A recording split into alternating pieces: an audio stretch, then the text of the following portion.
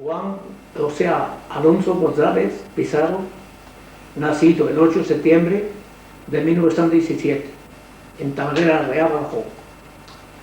Mi padre, José González, funcionario, en ese momento estaba funcionario del Estado.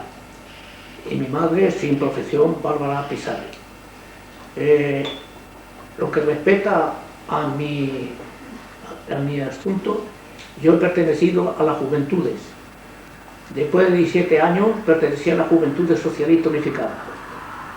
Al momento que Franco se sublevó contra la República que habíamos elegido legalmente el 14 de febrero en España, en ese momento el pueblo español, los sindicatos y los partidos hicieron un llamamiento para que defendiéramos la República legalmente constituida.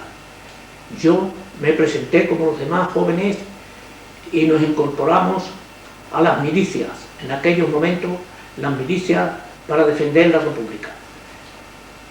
Salimos con dirección a la capital, a Badajoz, donde hicimos un frente de gran importancia, porque ahí se reconcentraron todos los pueblos de la provincia para que el fascismo no pasara en Badajoz. En ese momento hicimos una gran cantidad de militantes que con todo entusiasmo defendíamos los muros de aquella capital, que era una capital que estaba amurallada por todo. En este asunto, después, en Badajoz, el ejército regular, el ejército de la República, unos oficiales se pusieron al lado de Franco, y es por eso que le permitió a los franquistas entrar a la capital. Pero en aquellos momentos fue terrible. Cuando entraron los falangistas, asesinaron hombres, mujeres, ancianos. Los jóvenes nos reconcentraron en la Plaza del Toro de Badajoz. Estábamos 4.000 jóvenes. Y estando allí, automáticamente le dijeron a los regulares de avanzar. Los regulares quiere decir que eran moros que Franco había traído de Marruecos español. Avanzaron con las ametralladoras en las arenas, en la Plaza del Toro, y en ese momento nos llamaron a 8 para recoger las bajas que le habíamos hecho al enemigo, a los franquistas. Nos sacaron a 8 de la Plaza del Toro para hacer este trabajo. Y es ese momento cuando yo me pude escapar y 4 más conmigo.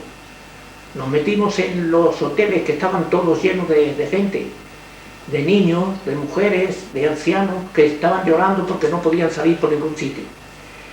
Y por la noche venían los falangistas de nuestros pueblos de la provincia con unas listas para ver si nos encontrábamos allí alguno, y el que decía presente cuando nombraban, el que se presentaban en la misma puerta de la posada que le llamaban, que eran una especie de hoteles, le pegaban 4 tiros y los montaban en un camión y lo echaban como la basura.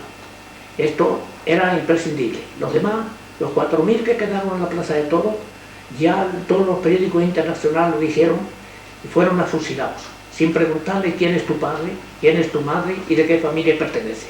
Esto fue lo que hizo el fascismo en Badajoz. Era un crimen terrible. La gente no podía vivir, la gente no salía a la calle. Los moros violaban a las mujeres y les cortaban los pechos a la juventud, a las jóvenes.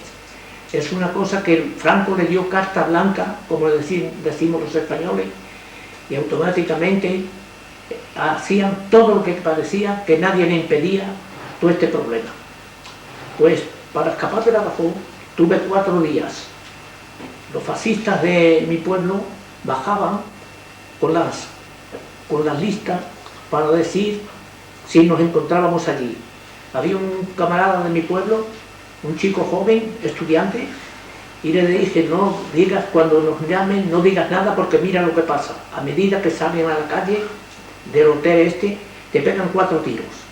Y sí, nos quedamos. Y a los 3 días localicé una chica de un cuadro artístico de la Juventud Socialista Unificada que me sacó hasta las puertas, aprovechando la ocasión que los republicanos atacaban en un pueblo que le dicen Medellín, a 70 kilómetros de Badajoz, y los moros lograron quitar las puertas para cuando viniera la Guardia Civil. Y es ahí que yo me pude escapar. La chica me protegió en este sentido, le di un periódico y le dije, si están ahí los moros en las puertas, tira el periódico abajo y yo me vuelvo para atrás, con un pañuelo blanco en el brazo derecho. Y es así que yo pude escapar y el camarada que estaba conmigo vio esta operación y salió detrás de mí también. Nos escapamos los dos. Posteriormente atravesamos el río Guadiana. Estuvimos corriendo por lo menos 3 horas hasta llegar al río Guadiana, y en el río Guadiana atravesamos y pasamos al otro lado. Los falangistas con los coches nos buscaban para fusilarnos. No pudieron encontrarnos porque nos acostamos allí contra todos los árboles que había pequeños y todo eso, y allí estuvimos durante 4 horas, hasta que los fascistas se marcharon. Posteriormente llegamos a un pueblo, Villa del Rey, donde estaban muchos refugiados españoles, muchos que habían escapado de los pueblos y no sabían dónde ir, del terror que tenían toda la gente. Ahí, en este pueblo, estuvimos un momento, yo buscaba ver si podía ver a mi padre o a mi madre, pero ya se habían marchado. Continuamos y yo llegué a un otro pueblo, que le dicen La Puebla. Allí estaba mi hermana y mi cuñado. Y cuando llegamos allí, la familia, que era de derecha, mi familia, en ese pueblo, me dijeron, márchate porque aquí cuando te cojas te van a fusilar, como a mi hermano, que también estaba con nosotros en la guerra. Pues cogimos y yo me marché a Mérida, a un pueblo donde tenía mi tío, que tenía buenas relaciones, y digo, puede que él haga algo para salvarlo. Llegué allí y todos los días me sacaban con los obreros, porque tenía 4 obreros, a un huerto, y allí tenía una casa grande de campo. Pues todos los días salía y entraba a caballo con los obreros. Y nada, a los 4 o 5 días de estar allí,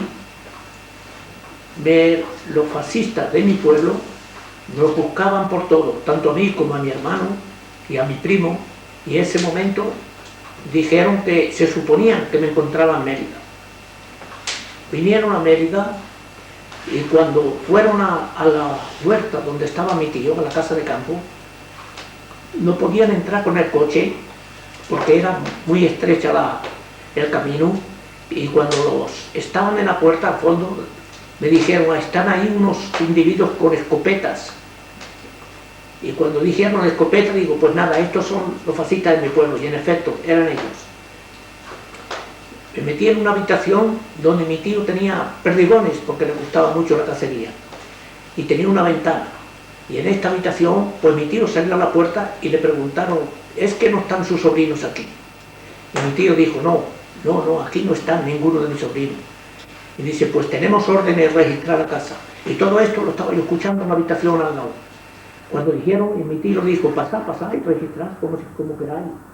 Y entonces yo me tiré por la ventana y me fui sobre los árboles y me escondí en un cantero que le llaman allí de pimiento, donde había pimientos y tomates. Y allí estuve escondido durante 1 hora que estuvieron registrando la casa.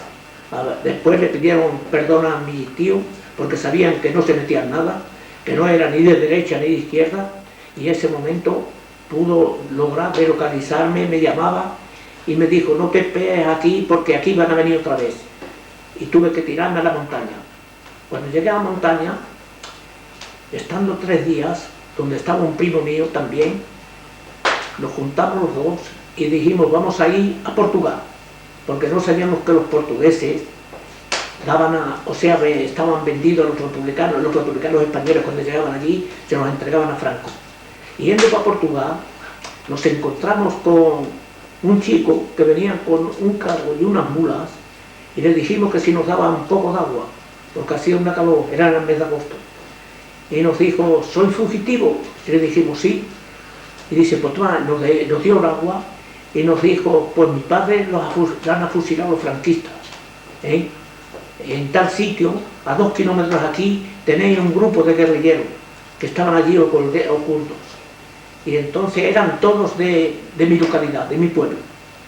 Y al llegar allí, aquello era terrible. Lloraban todos abrazándonos, creyendo que nos habían matado también, porque en mi pueblo, pues un pueblo pequeño, de los de derecha se mataron a 20 y de los nuestros mataron a 510, que lo estamos bien contados.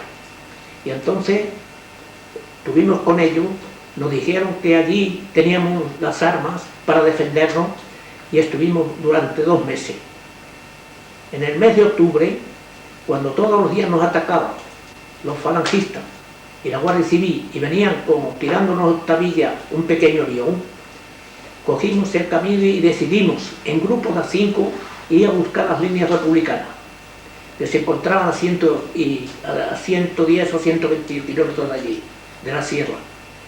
Pues marchamos noche y día, sobre todo de día no podíamos marchar porque la vigilancia era terrible, porque sabía que por allí los que emigraban para las líneas republicanas pasarían por ese sitio. Y andábamos nada más que de noche. Tuvimos 5 días para llegar. Y al llegando encontramos a los amigos y camaradas de mi pueblo y nos recibieron de una forma terrible.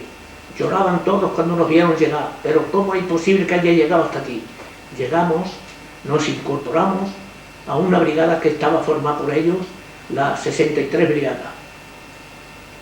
El jefe de la brigada era Luis González, un responsable del Partido Comunista de Badajoz. Cuando me vio, naturalmente, nos conocíamos toda la gente de izquierda y nos dijo, tú te quedas aquí. Nos quedamos varios días, varios meses mismo, pero el frente no era terrible, no había grandes movimientos, porque allí las fuerzas de Franco estaban en las trincheras y nosotros del otro lado, y no atacaban fuertemente, atacaban solamente con la aviación y la artillería. Y entonces la organización decidieron pedir voluntarios para las brigadas internacionales. Y yo dije, pues yo soy uno, yo quiero ir al frente de Madrid. Y automáticamente vino la orden de que nos incorporáramos a las brigadas internacionales, los 5 o 6 voluntarios que habíamos pedido para luchar en Madrid. En Madrid, llegando a Madrid, nos incorporamos con los camaradas franceses, italianos y de diferentes países que habían venido voluntarios a luchar por la República Española. Tuvimos grandes combates en el Puente de los Franceses, en la ciudad universitaria y en varios puntos de Madrid. En Belchite también fuimos a destacar por un grupo que lo habían encerclado y tuvimos que ir a hacerlos escapar. Todo esto se llevó en el 1937 o 38. Posteriormente se decidió de venir a reforzar el ejército de Cataluña. Es ahí donde vinimos las brigadas internacionales y Liste, el general Liste, que eran las brigadas de choque, el 5º regimiento, y ahí estuvimos en Gandesa, todos los pueblos de Aragón, hasta llegar al Ebro. Las fuerzas que traían los alemanes e italianos, la división Victoria, la división Gambara, Flechas Negras, todo eso, Franco tenía una fuerza superior a la nuestra y tuvimos que pasar el Ebro y meternos del otro lado del Ebro. La gente estaba ya agotada, la gente no sabía qué hacer, los camaradas llevaban muchísimos días de combate y eran superior en armamento, la artillería alemana era terrible, los aviones, todo el momento los teníamos encima y tuvimos que replegarnos al otro lado del río Ebro. Estando en el río Ebro, organizamos ya del otro lado, organizamos fuerzas, nos mandaron gente de Barcelona y demás para recuperar, porque la gente que había muchísimo, nos hicieron muchísimas bajas y las unidades carecían de personal. En ese momento estuvimos en la orilla, en el otro lado del Ebro, cada 10 o 15 metros pegábamos un tiro para saber que nos encontrábamos allí los republicanos. Para ser eran franquistas, con todavía las fuerzas estaban allí, pero que en general estábamos agotados. Cuando vinieron y tomamos un mes o 2 de reposo ya, de descanso, decidieron el Estado Mayor de atacar otra vez y pasar el río Ebro. En ese momento, toda la fuerza ya organizada, con mandos ya con una experiencia como la que teníamos de Madrid y de otros sitios, logramos pasar de madrugada, por buena mañana, el Ebro. En la noche tomamos Gandesa, 30 kilómetros dentro de Aragón. Y en Gandesa yo me acuerdo que había un comandante de artillería. Y este comandante de artillería alemán estaba en la casa de campo que tenía artillería, estaba durmiendo, y los soldados nuestros, con la alegría que habíamos pasado el Ebro, la centinela, los guardias que tenía, pedían que qué pasaba, y entonces, como habíamos cogido la consigna, entramos. Salió a un pequeño balcón que tenía la terraza de esa propiedad y nos dijo: como yo baje para abajo, os voy a fusilar a todos, ¿qué es ese escándalo que tenéis? Y le dijimos: baja, baja, porque estamos aquí esperándote. O sea que subimos nosotros y lo cogimos. Cogimos todas las piezas de artillería y continuamos el avance. Nos situamos a 30 kilómetros más allá del río, en territorio franquista. Y duramos, pues tuvimos 2 meses o menos. Después tuvimos que replegarnos a dos sierras, 2 montañas que le llaman, que una es Pandó, la Sierra Pandó y la Sierra Cabal. Es ahí donde estábamos concentrados. Aquello era terrible. La artillería se reforzó por la parte de Franco. Los tanques igual. La aviación no podía, cada minuto teníamos la aviación que nos bombardeaba. Bombas terribles. Los árboles, nunca hemos visto esto, lo cogía y los levantaba de raíz, los árboles. Había un capitán al lado mío, que era una bella persona, y un golpe, o sea, un cañón, le levantó las piernas y es increíble, y las montó en el árbol, una pierna en el árbol y el cuerpo de otro lado, lo hizo polvo.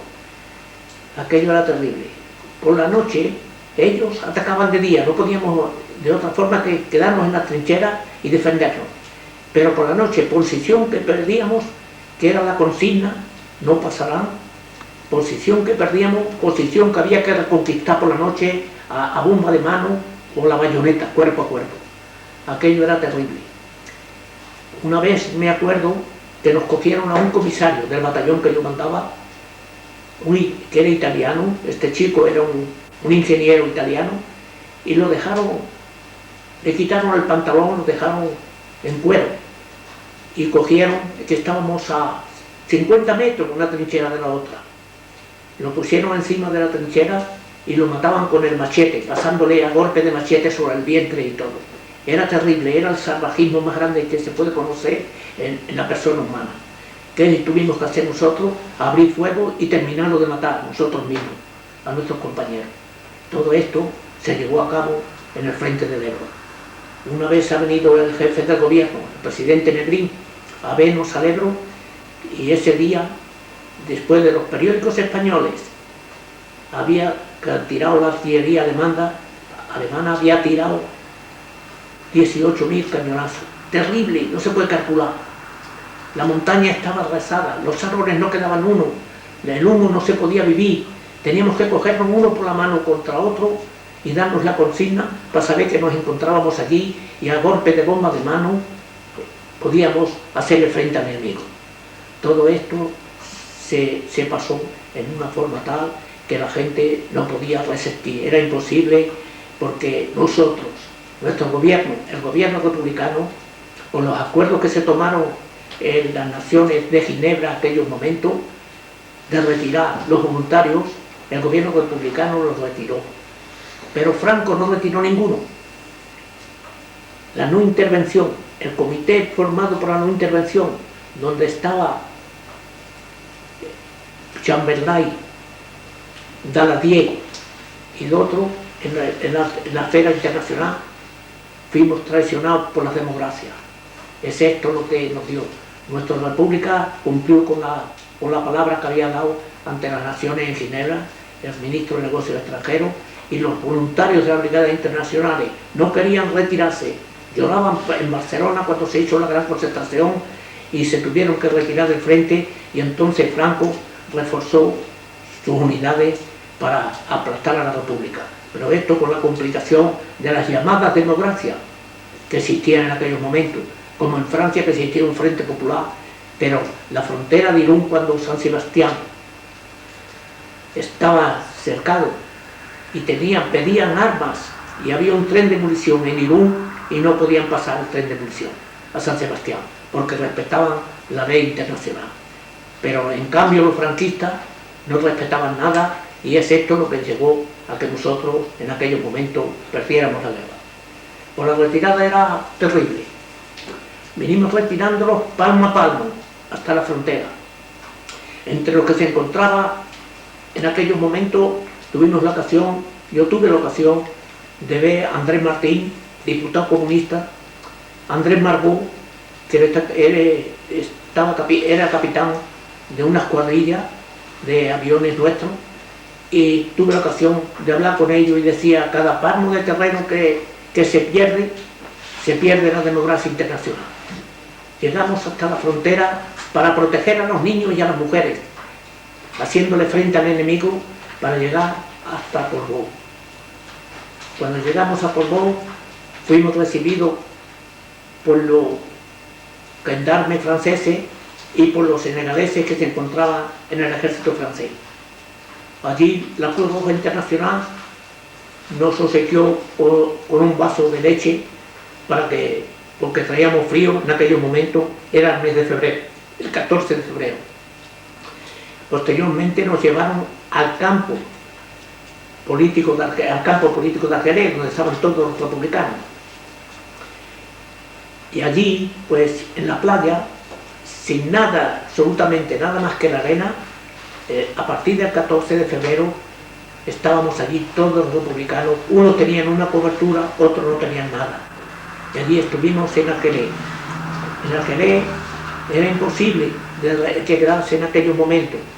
Teníamos para comer un pan para 25. Un pan para 25. Y después teníamos una gamela con agua y un topinambú, una pequeña carota que bailaba en el medio. Y es esto lo que nos daban de comer el gobierno francés, que estaba pagado por el gobierno español con divisa, todo lo que nos daban, porque España en aquellos momentos era el segundo país de divisa en Europa, detrás de Inglaterra. Y entonces llegamos al campo, y esto que les voy a contar, el gobierno español, para los oficiales y comisarios, en Perpiñán había 2 comités para darle 500 francos a los oficiales. Y nosotros dijimos: bueno, vamos ahí, nos escapamos 4 oficiales, engañándole a los senegaleses, haciéndole ver con un papel que era un salvaconducto para salir. Como ellos no sabían leer, pues nos escapamos y marchamos dirección Perpiñán. Llegamos a Perpiñán y nos dieron, antes de llegar a Perpiñán, nos encontramos con un cartero, o sea, con un facto, un cartero. Y como tenía la gorra como los gendarmes, nos tuvimos que esconder sobre la viña. Dijimos: los gendarmes vienen, ahí hay un gendarme en bicicleta. Y cuando llegamos al señor que estaba en la viña, le preguntamos: ¿y ese señor qué? Dice: no son los gendarmes. Dice: no, hombre, no, ese es el cartero. Y continuamos la marcha. Cuando llegamos a Perpiñán, el comité naturalmente tenía nuestros nombres y nos dio 500 francos a cada uno. El hambre que teníamos, nos fuimos a comer a un restaurante y comimos una comida formidable y pagamos 10 francos por la comida, 10 francos, lo que supone. Pues nada, pues salimos de allí, compramos salchichón, compramos varias cosas y compramos pan para llevar al campo a los amigos que no podían escapar y que no podían tocar ese dinero. Lo empleamos todo, con las bolsas en las manos. Cuando pasamos por el Castiller en Perpiñán, salieron 2 policías secretas y nos pidieron papeles. Cuando nos veían de la forma que estábamos vestidos, nos cogieron en un coche y nos llevaron al campo de Argelés.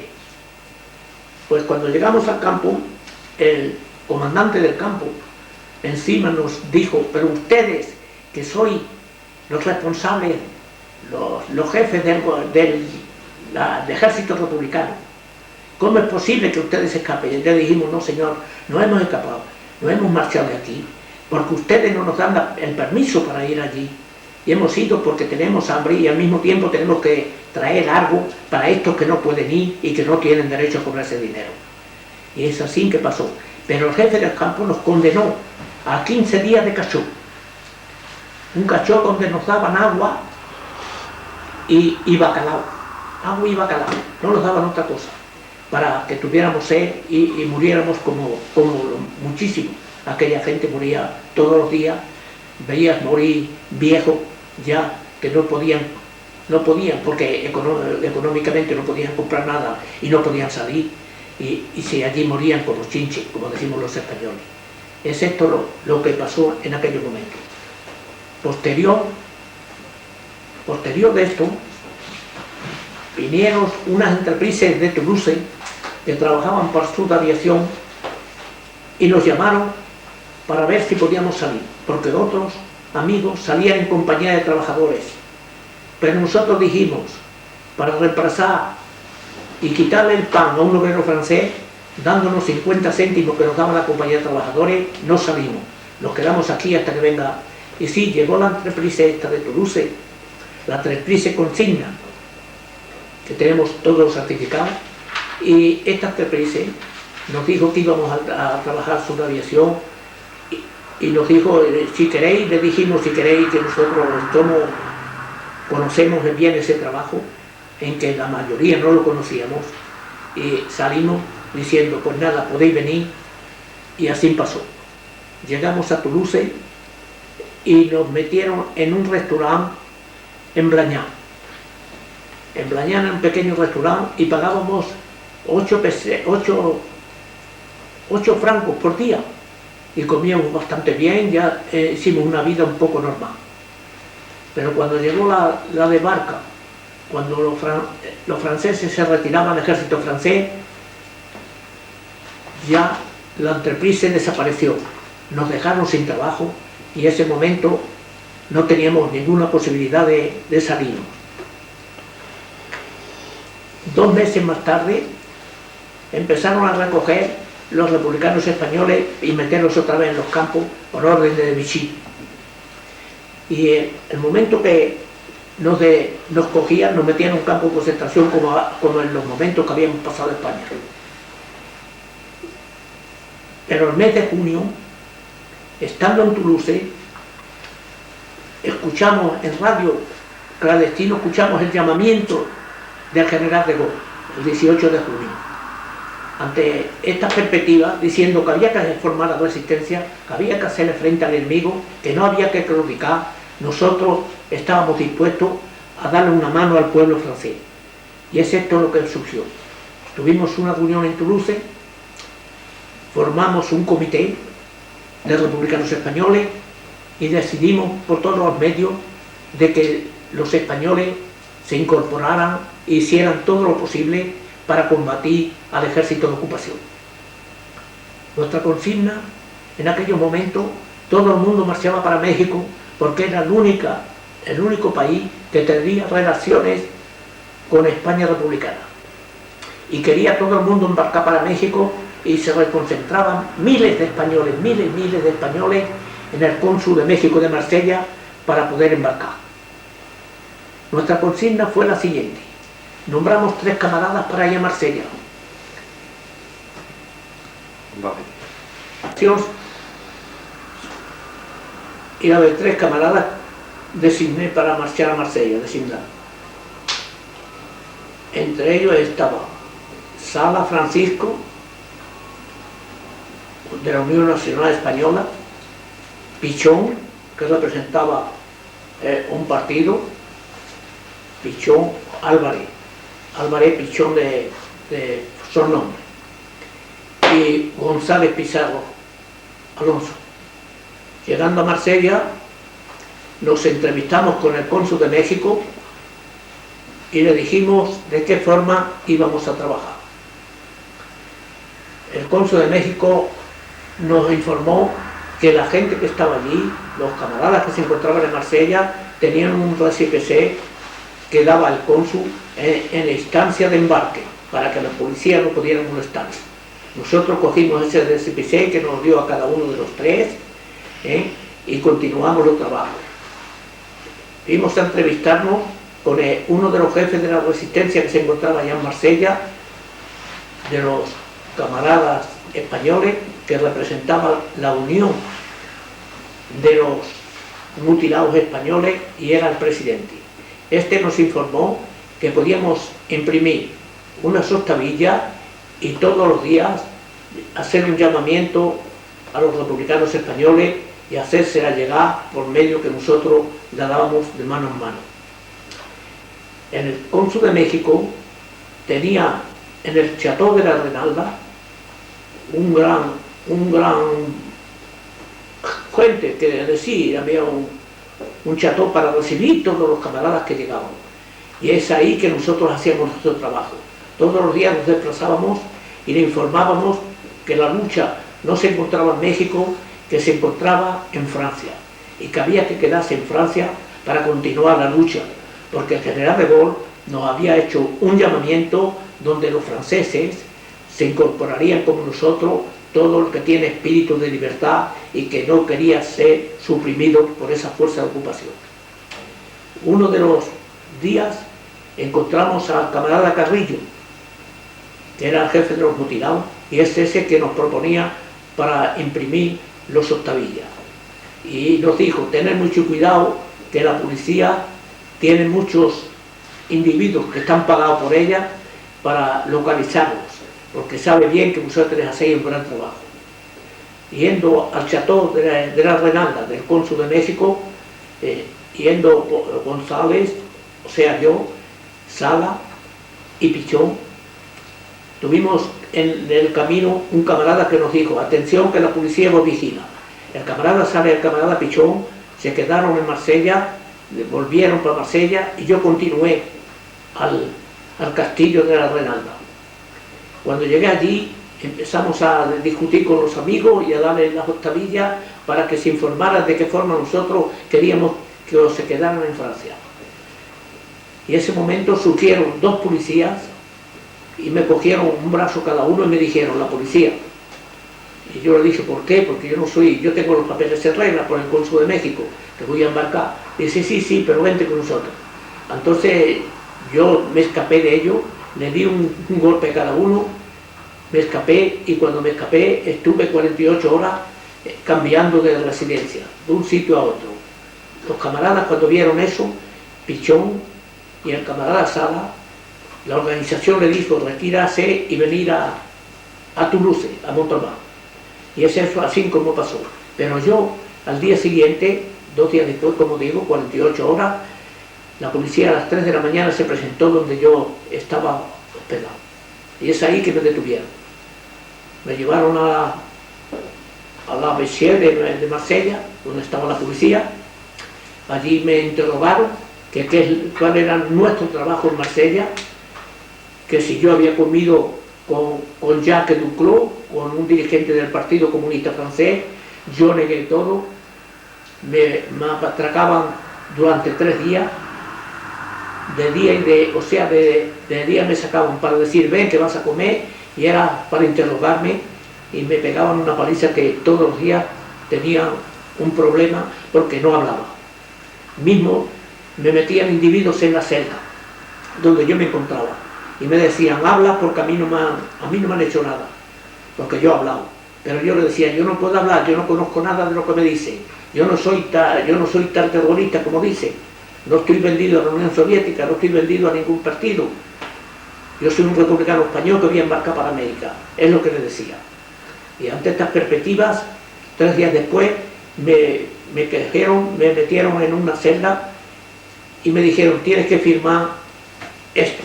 Me hicieron un papel firmar y me llevaron ante el tribunal, ante el juez.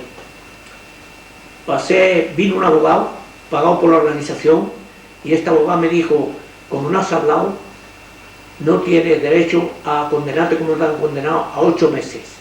Me condenaron a 8 meses de prisión. El abogado hizo apelo. Pasamos a en Provenza durante 8 o 15 días en el apelo, y en el apelo me dieron 2 meses de más, o sea, 10 meses de prisión. Llegando a la prisión me encontré con varios españoles políticos que estaban allí, como yo, Uno era el presidente de la Generalidad de Cataluña, Tarradella, otro Tomás Bilbao, un diputado socialista por el norte, y otro, un partido de izquierda republicana, Ventura Casó, de Cataluña. Estuvimos en la prisión durante ese tiempo. Ellos lograron salir debido a su finanza, porque económicamente estaban mejor que yo, y posteriormente, cuando yo terminé, en vez de meterme en libertad, nos mandaron al campo político de Barnet de Arielle. Es ahí donde eso pasó ya en el mes de enero. Estuvimos ahí en el Barnet de Arielle, estuve un mes, y una mañana se presentaron de buena hora la policía y dijo: aquí estáis 10 en una lista que vais para España, sin decirnos dónde íbamos probablemente, porque lo pensamos rápido. Había un alcalde de un pueblo catalán, un periodista, Fuente, y varios amigos más. Entre todos estábamos 8 o 10. Llegamos y nos metieron, nos ataron, nos llevaron por Toulouse y nos llevaron a Portbou. Y estando en Portbou, el carabinero que nos metía en una habitación y nos registraba. Y ese carabinero era un viejo carabinero de la República, no sé cómo se encontraba allí, que cuando me registró me dijo: tú sabes, chico, ¿dónde vas? Vas al campo La Bota, Barcelona, al piquete de ejecución. Pero mientras que viene la policía de Barcelona, los inspectores, tenéis permiso para ir a comer, como tenéis un poco de dinero, dice, comer en un restaurante ahí al lado. Y así fuimos. Fuimos a un restaurante, me acuerdo como si fuera ahora, comimos jabas de estas, y al llegar yo fui a visitar el bate, y por detrás había una especie de una puerta que tenían gallinas y todo eso, de esos restaurantes de pueblo. Pues le dije a los otros: pues mira, como estamos aquí, la policía pasaba en vez en cuando, la Guardia Civil, y nos veía que estábamos comiendo en la mesa. Le dije: ¿quién es el que se atreve a venir a Francia otra vez a ver conmigo? Y había un chico pintor de Toulouse, García, y dijo: yo me voy contigo. Cogimos, nos marchamos por la puerta de atrás, y ya estaba oscureciendo, ya venía casi la noche, y entonces cogimos el Pirineo otra vez, y llegamos, y pasamos toda la noche andando, sin saber camino, ni vereda, ni nada, la montaña, y llegamos a Bañú. Y en Bañú la policía nos cogió otra vez. Los gendarmes que estaban en la carretera nos vieron bajar de la montaña y nos cogieron. Y entonces nos dijeron: vamos a ver, ¿dónde venéis? Le dijimos: pues venimos. Le dije al otro: no hables nada, si sabes alguna palabra en francés no la digas. Y no. Llegamos: ¿de dónde venéis? Le dijimos: no comprendemos nada francés. Y me dice, bueno, pues aquí hay un catalán que me puede interrogar. El catalán: sí, porque venimos de Barcelona. ¿Y por qué venéis? Le dijimos: porque venimos a trabajar por los alemanes, que nos han dicho que se gana dinero, unos amigos que tenemos por aquí en Francia. Y es por eso que en Barcelona ganamos 8 pesetas 50 y no tenemos para pagar el restaurante. Bien, entonces nos cogieron y nos llevaron al campo de Barcabé, campo especial, un pequeño campo, y nos dijeron: vaya a tener que pasar al tribunal y verás. Y si no, hay 2 problemas. O vos vais otra vez, vos vete otra vez con Franco a España, o a la legión extranjera. Y entonces yo dije: pues mira, para la legión yo sí, por la legión, yo voy. Y dice: pues bueno, nos cogieron, nos llevaron a Perpiñán, pasamos un reconocimiento, nos miraron los dientes, nos miraron todo y dijeron: bueno, para la legión. Y al día siguiente los gendarmes nos cogieron en el tren, 2 gendarmes, y nos llevaron a Olbañe, al campo de los militares de la legión extranjera. Y llegando allí, yo conocía bien el hijo de un camarada que era cocinero, y digo: pues nada, aquí yo tengo ya, porque en Marsella había estado varias veces por trabajo de la organización, en Ibáñez, sí, y luego ese momento me entrevisté con el chico ese y le dije: mira, vengo aquí y me han dicho que mañana paso las huellas dactilares y la foto, y yo no paso, no quiero que me cojan las huellas dactilares y la foto. Y entonces me dice, bueno, pues como no, no te van a designar saliendo de aquí porque estás vestido en calidad de paisano, no estás vestido de militar. Y sí, salí a la puerta con él y le dije, bueno, delante de la centinela, le dije, mañana vendré a verte. Y me marché.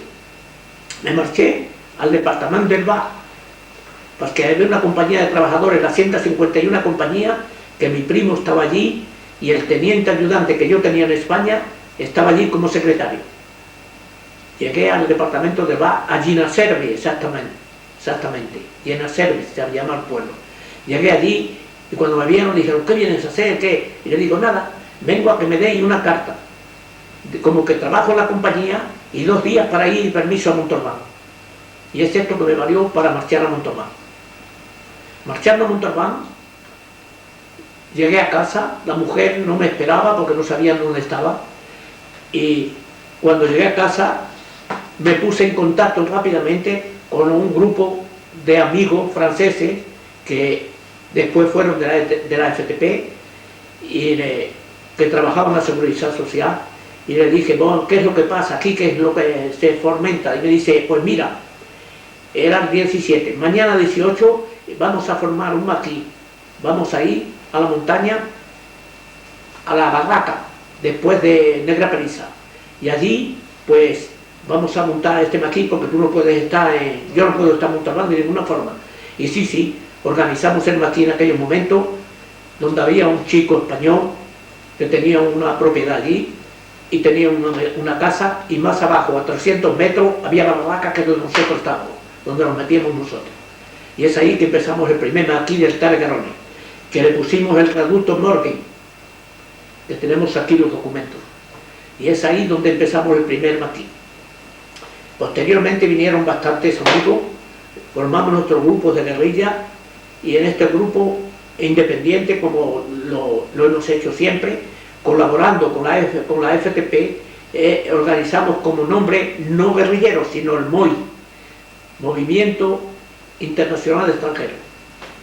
Y es ahí donde nació el primer maquis del Targarone. Ahí había 2 camaradas yugoslavos que posteriormente se marcharon a París con nosotros, y nosotros españoles pues estábamos en este grupo en colaboración con la FTP y en colaboración con los demás amigos que estaban en la resistencia, como la Armée Secreta. Es así como derramó el primer maquis del Targarone. Posteriormente tuvimos varios llamuscas con las milicias. Las armas, a pesar de todo, tenían un campo de leonesa, habíamos cogido algunos fusiles que nos los habían dado, que era la FTP que los había cogido, 4 o 6 fusiles, más una pistola y 2 o 3 materiales así, y es así que demostramos los primeros momentos. Por hacer los sabotajes sobre la vía férrea, sobre el camino de hierro, de Casavila, los mineros de Casavila, Juan Vara, mi primo que se encontraba en la mina, nos fornía todo el material por hacer sartenes, pilones y por hacer toda la metralla que nos hacía falta en este momento. Íbamos a de Casavila a Ubén, y de Ubén veníamos otra vez al acantonamiento. Esto es lo que empezamos los primeros grupos de la resistencia del Targarone. ¿Qué te iba a decir?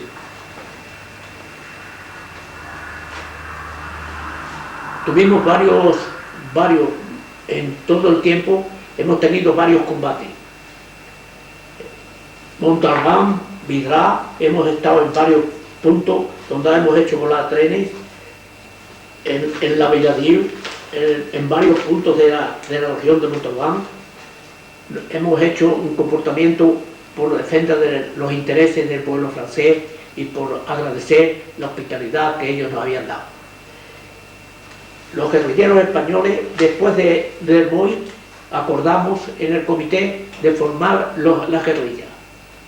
Después nos llamamos MOI, nos fortificamos guerrilleros españoles. Y ahí hicimos varios sabotajes en diferentes puntos. Nos ponimos en contacto con el maquis, que también lo señalamos, de Ullé, el departamento de las Landes. Ahí formamos con los que se escapaban de la organización todo de Burdeos, que íbamos a buscarlos, los llevábamos ahí, y ahí formamos la 24 División de Guerrilleros, la 31 Brigada y la 12, la 24. Y en esta brigada hicimos todo lo que podíamos en ese sentido, en colaboración con la FDP y otras veces en colaboración con la Armée Secreta.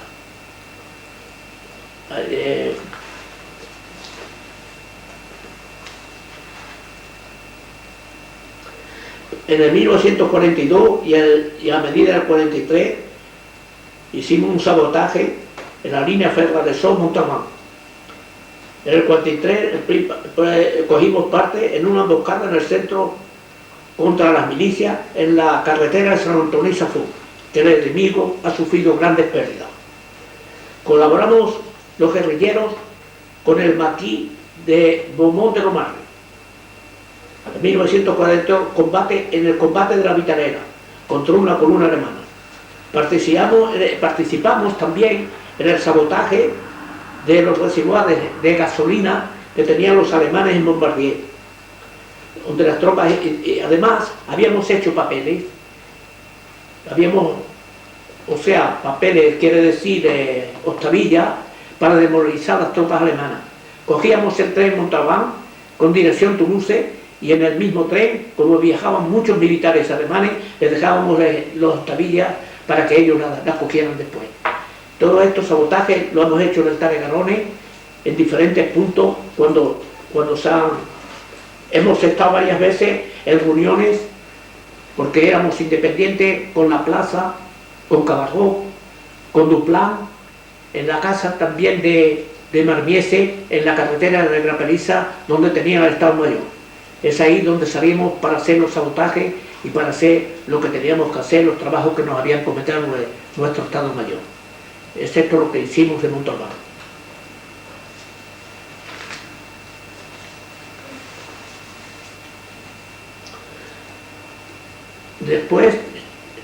Después, cuando los alemanes entraron en Burdeos, nosotros nos pidieron refuerzos, los amigos de Burdeos, para que nosotros tomáramos una parte activa en la liberación de Burdeos. Nos desplazamos a La Guaira y cogimos a los camaradas, nos organizamos por la ruta, por la carretera de Bayona y entramos en Burdeos, donde ocupamos la estación de San Juan, la carretera de Narbona, del Pirineo, ¿cómo se llama? De Pau. La carretera, entramos por la carretera de La Guaira, de Bayona. Entramos por la carretera de Bayona y llegamos hasta la Plaza del Capuchino. La intendencia se la dejamos un poco atrás y teníamos que liberar la Plaza del Capuchino, la estación y después la parte de la Plaza de la Victoria. Es ahí donde el coronel de Miraré entraba ya en acción y cogía la Plaza Gambetta y demás. Nos partimos con el coronel de Miraré, nos partimos esa tacha, ese movimiento cada uno. Después llegamos hasta el Puente de Piedra. Llegando al Puente de Piedra, los alemanes han tenido unas pilleras en el medio del puente que tenían y tenían un fusimetralladora. Dijimos, vamos a cogerlos por detrás para no tener baja. Pero uno de los amigos, uno de los camaradas de mi unidad, se lanzó delante con bombas de mano y los alemanes lo mataron. Allí tuvimos una baja. Es la única baja que tuvimos en Burdeos.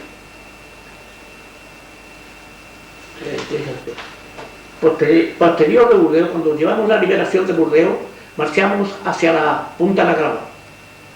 Nos dieron como lema el sector, o sea, Las Parras, el pueblo de Las Parras. Es ahí donde nosotros estábamos acontonados y es ahí donde hacíamos frente a los alemanes que estaban cercados en la Punta de la Grava.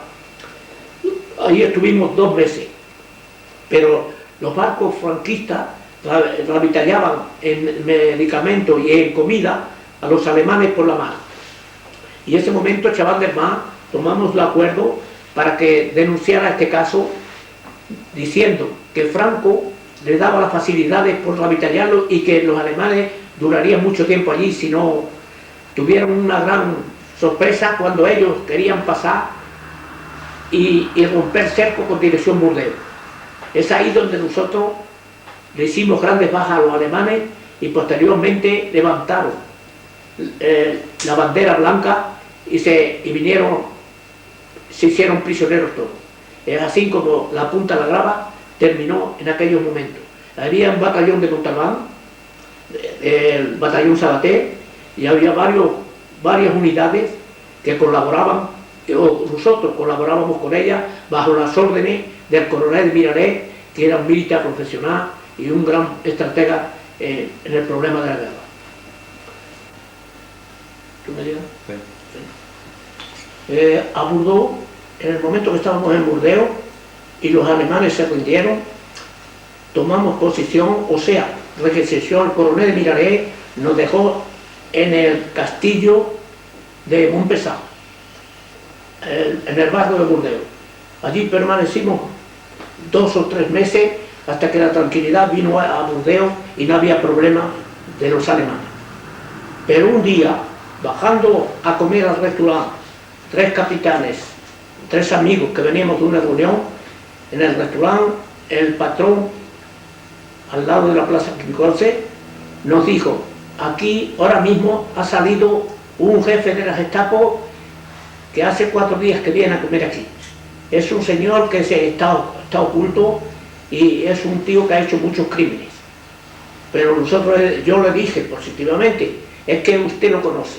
Hombre, ha salido ahora de comer aquí. Estábamos nosotros lavándonos las manos para ponernos a comer y dejamos todo. Y el chico que trabajaba en la cocina, que su padre había estado deportado, nos lo siguió en bicicleta y nosotros detrás con el coche.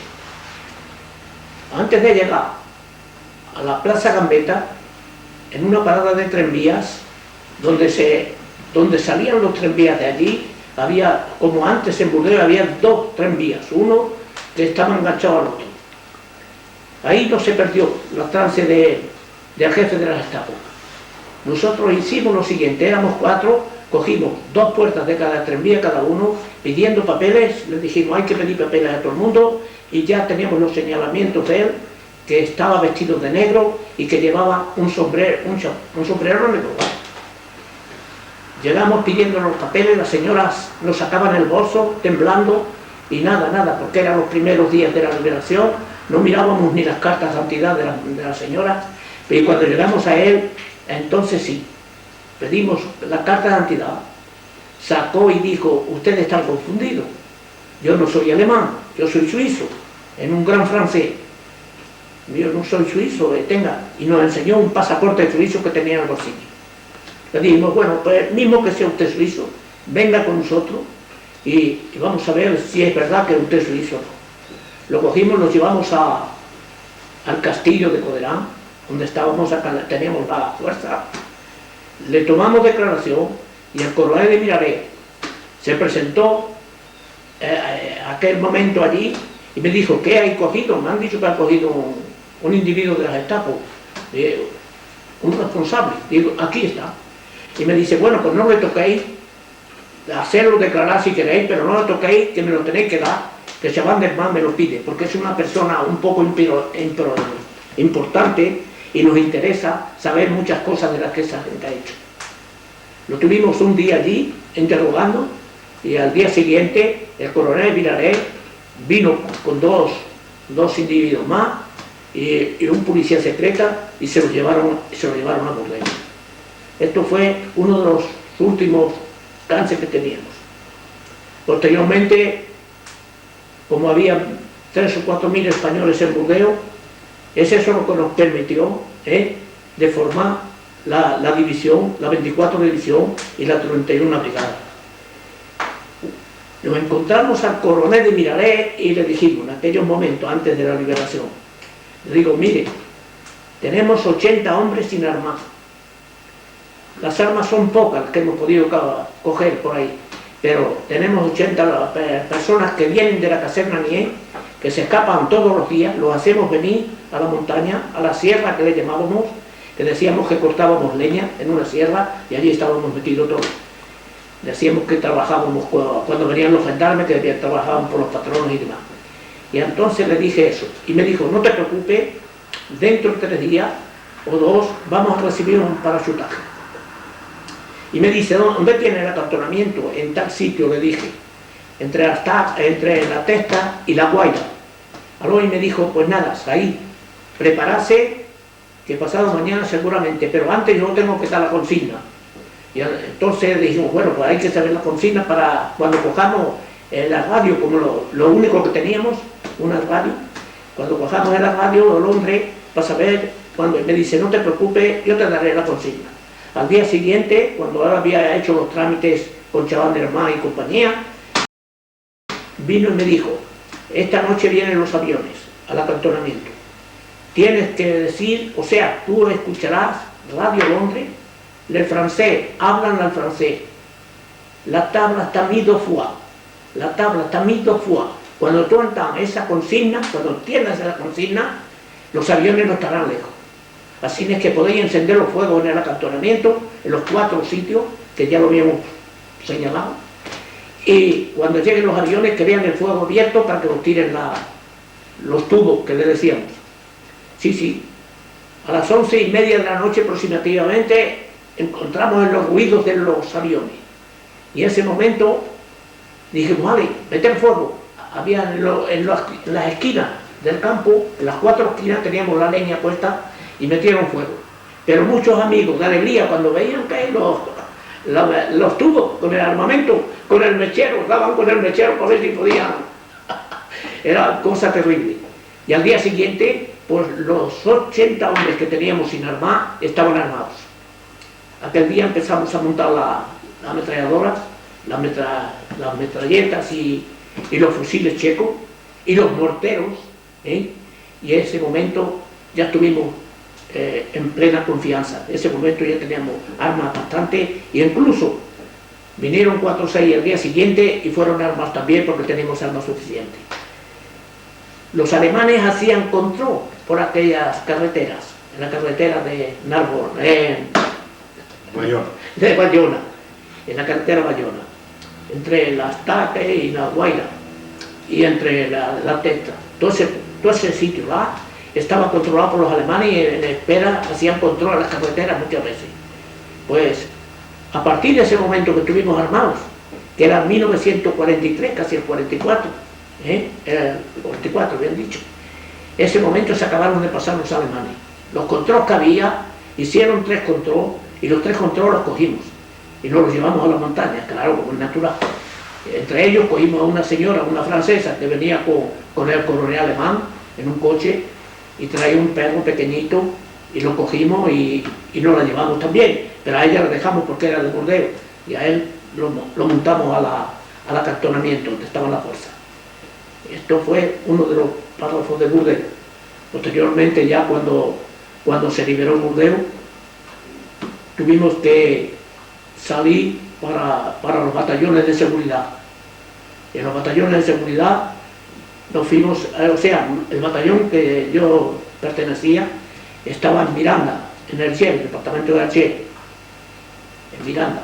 Y allí pues tuvimos varios tiempos para ver si podíamos un momento a otro pasar a España, no para liberar España, es para hacerle ver a la opinión internacional que nosotros habíamos luchado en Francia y queríamos que el ejército francés nos diera un golpe de mano para eliminar al último producto fascista que existía, que era Franco.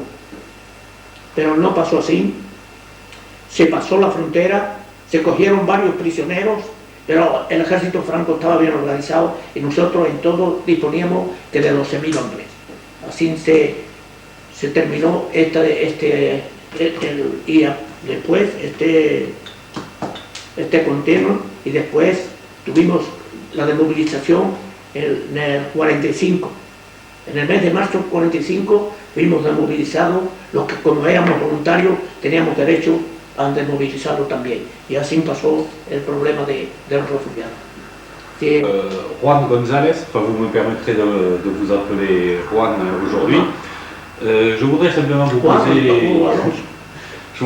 vous poser une question qui me paraît importante. Pourquoi avez-vous souhaité réaliser ce document? Ese documento, yo te lo digo en español. Ese documento yo lo he hecho pour hacer repeler à nos enfants et à les petits enfants de quelle façon nous nous sommes passés en France Depuis el 1939 jusqu'en 1945. Parce que se rappellent toujours que nous sommes fait notre devoir avec le peuple français et que nous méritons le moins, la confiance de tout le monde. Bien. Sur le livre qu'a écrit Carrasco, nous pouvons voir en première page, et qui vous est d'ailleurs en partie consacré de par les images, nous pouvons voir en première page le nom de Juan González Pizarro. Pourquoi Pizarro? Pizarro es el nombre de mi madre. Pizarro es el nombre de mi madre. Y en España el nombre del padre y de la madre lo conservan los enfants. Y a-t-il un historique à ce nom Sí. No que haya histórico, sí. Pizarro es uno desciende ese nombre de aquel que descubrió el Perú, porque salió del mismo pueblo donde yo soy, de Extremadura, y no sé los antecedentes de ese, pero en España hay pocos Pizarro, nada más que en el pueblo donde salió ese Pizarro para descubrir el Perú. Quel est le meilleur souvenir que vous ayez pu garder de cette période de combat? De combat. Le meilleur souvenir, parlant de la meilleure période, bien sûr, c'est peut-être la libération pour vous, mais ensuite, le meilleur moment que vous ayez passé avec vos camarades de combat pendant cette période qui a été quand même une période assez dure. Uno de los mejores periodos fue la liberación de la Punta La Grava, quiere decir el combate de la Punta La Grava.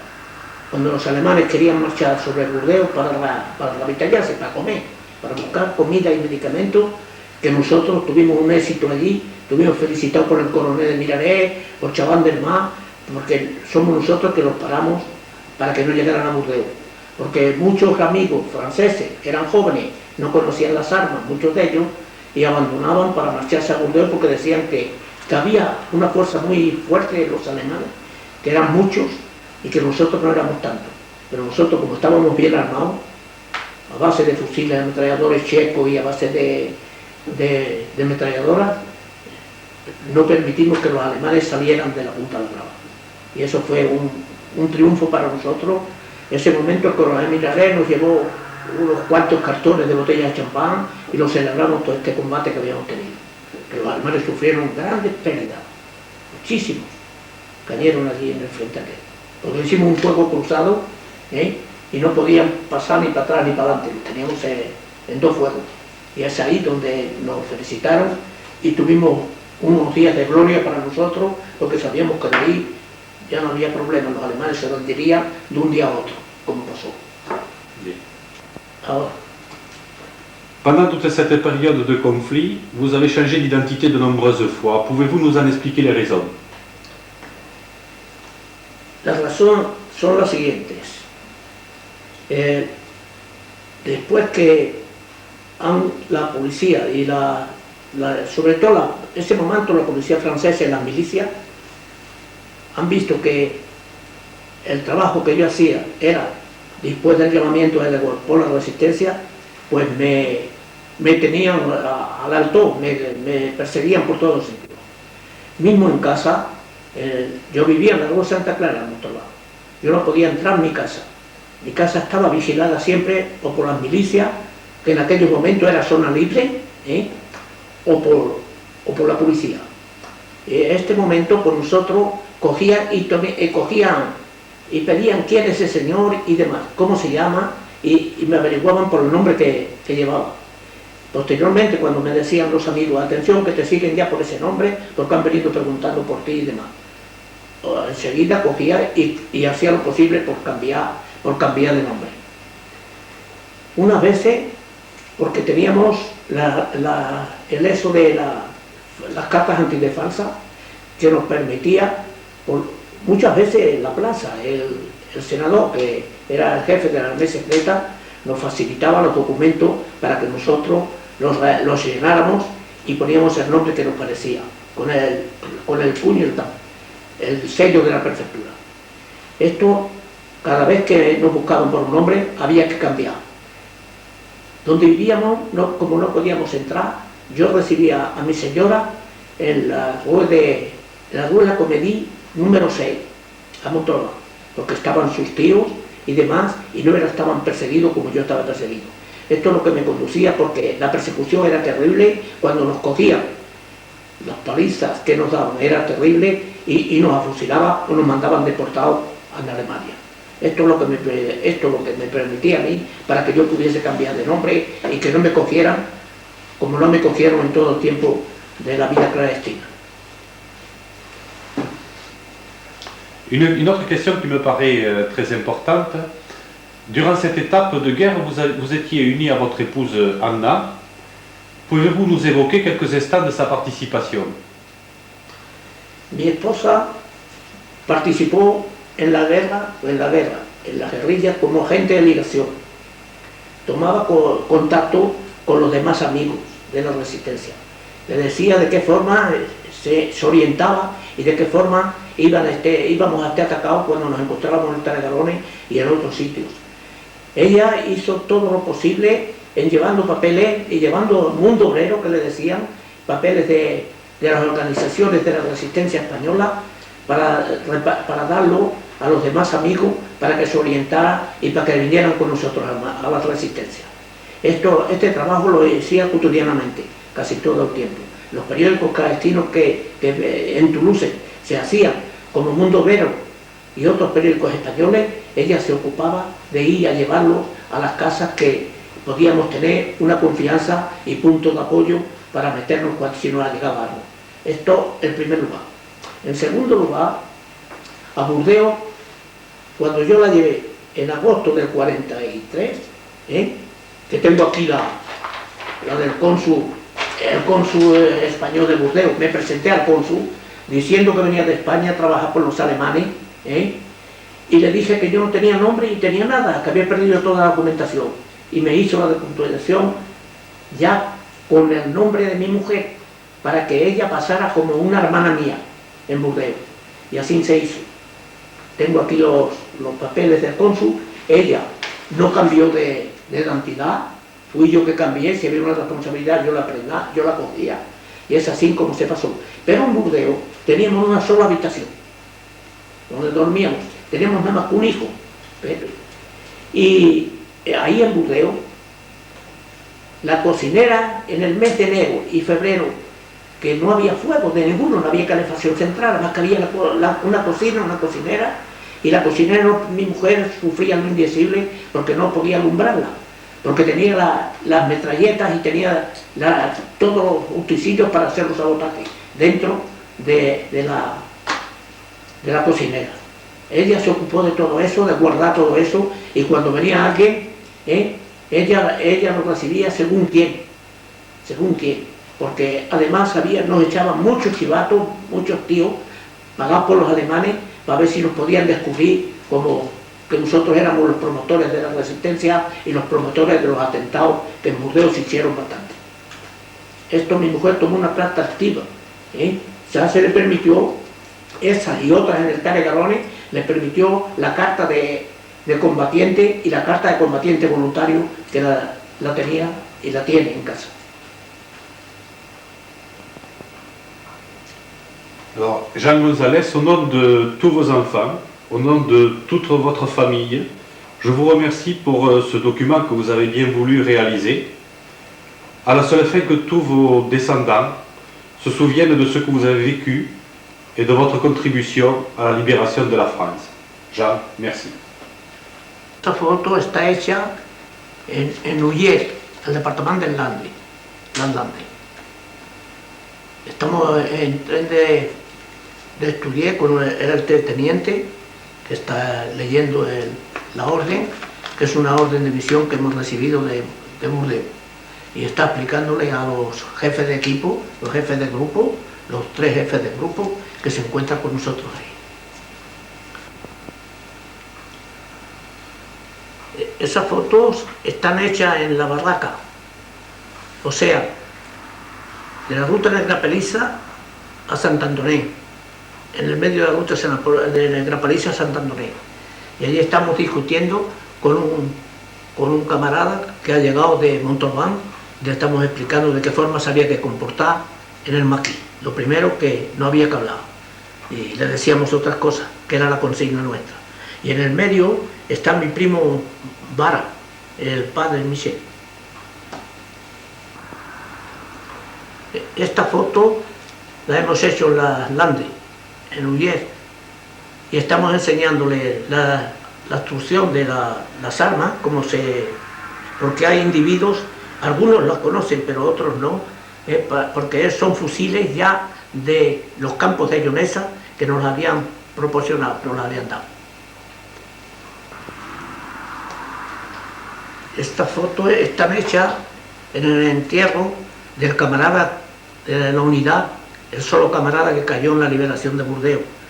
Y hay miles y miles de españoles y de franceses que siguen el cortejo hasta el cementerio donde fue enterrado el camarada. Ahí estoy yo, en esta foto, con el teniente ayudante, el teniente Paradó, que es uno de los camaradas que se distinguieron en la lucha contra, uno de los camaradas que se distinguieron en la lucha contra los alemanes en Burdeos. Entonces, esta foto está hecha en Barcelona, el momento que inauguramos el monumento a las brigadas internacionales, donde estuvimos recibidos por el alcalde y por el presidente Pujol de la Generalidad de Cataluña. Y había miles y miles de personas que gritaban ¡Viva la República! Esta foto está hecha también en Barcelona ese mismo día que inauguramos el monumento de las brigadas internacionales, y ahí estoy yo con el primer alcalde que voy a firmar el libro de oro del Ayuntamiento de Barcelona. Esta foto está hecha en una manifestación que hicimos los viejos combatientes en la Punta de la Grava, donde Chaban del Mar era jefe del gobierno y vino a inaugurar la placa de la Punta de la Grava, que se llama la Playa de la Resistencia.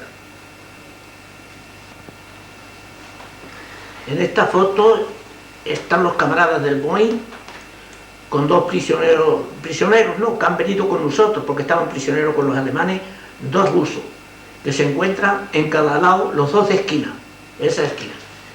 Es ahí que nosotros les hemos hecho la foto, y soy yo quien ha hecho la foto esa, a estos camaradas. Los camaradas que lucharon con nosotros en las brigadas internacionales, y los dos rusos que se pasaron a nuestra fila y combatieron durante 6 o 8 meses antes de la liberación con nosotros, porque estaban prisioneros en Burdeos. Este es uno de los monumentos que hay en Francia en recompensa a la lucha que han tenido los españoles, los guerrilleros en el país.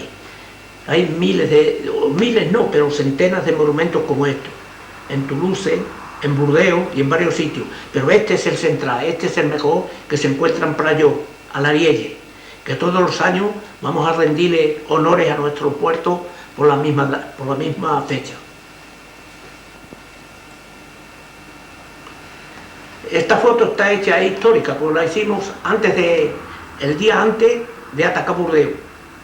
Y estamos estudiando ahí el problema por donde se puede presentar, porque la mitad de los camaradas no conocían Burdeos, y por ahí, de la carretera de Bayona, de la carretera de Bayona, para reentrar, como reentrábamos por la carretera de Bayona, para ir a la estación de San Juan y a la plaza la Victoria, les decíamos de qué forma nos teníamos que dividir y pasar por un lado y por otro.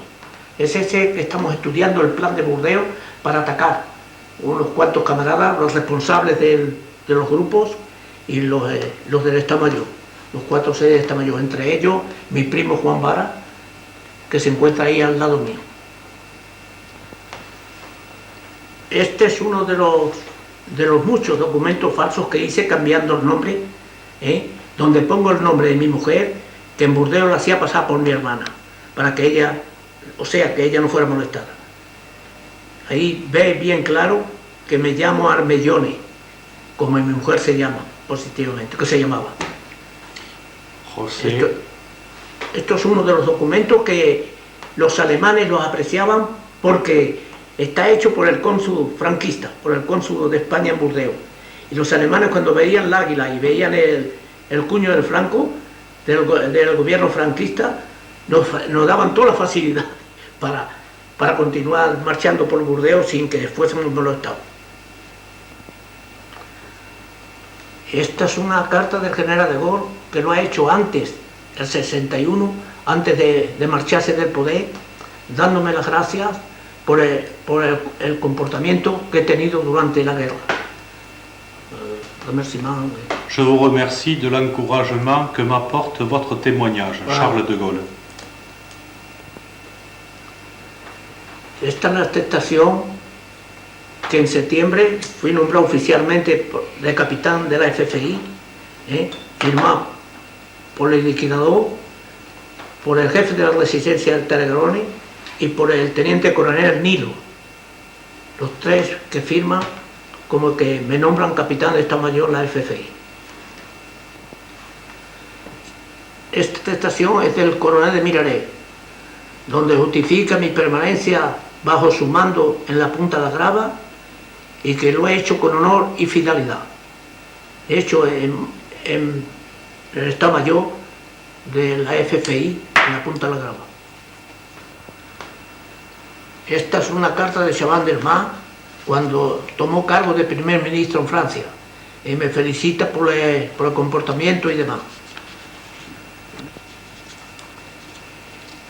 Esta es de Bajos Pirineos, de la organización militar de Bajos Pirineos, de la comandatura de Bajos Pirineos, paso de frontera.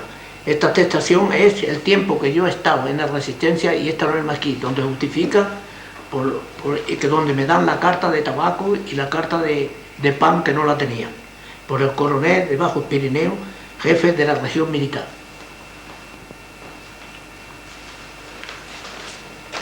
Esta orden de misión, después de la liberación de Burdeos, para ir a Marsella, donde fui detenido y me atracado por la policía. He llegado a Marsella, al comisario, lo hemos formado toda la policía y los bandidos que me habían pegado, esos estuvieron eliminados del puesto que tenían como policía secreta, y se encontraba en Perpiñán. No hemos podido controlarlo, pero mi deseo sería haberlo cogido y haberle hecho lo que él me hizo a mí cuando me cogió. En esta foto yo estoy delante del batallón que yo mandaba, pasando por Burdeos, por dirigirnos a la Punta de la Grava, donde permanecimos allí. Por las calles, la gente nos aplaudía de las ventanas, era una emoción terrible que nos hemos pasado esos días. Pero ahí pasamos directamente a la Punta de la Grava a coger los camiones en Quincoce. Esta foto está hecha por el libro que Carrasco le dedicó a los españoles, donde yo colaboré, con fotos y con demás. Está hecha en Barcelona, donde impresionaron el libro.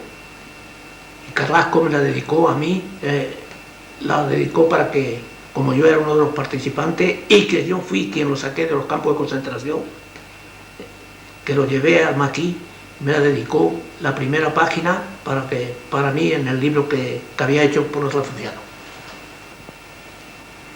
Esta carta es de Felipe González con motivo del triunfo que se tuvo en las elecciones pasadas y me escribe diciéndome que estamos a nuestra disposición para todo.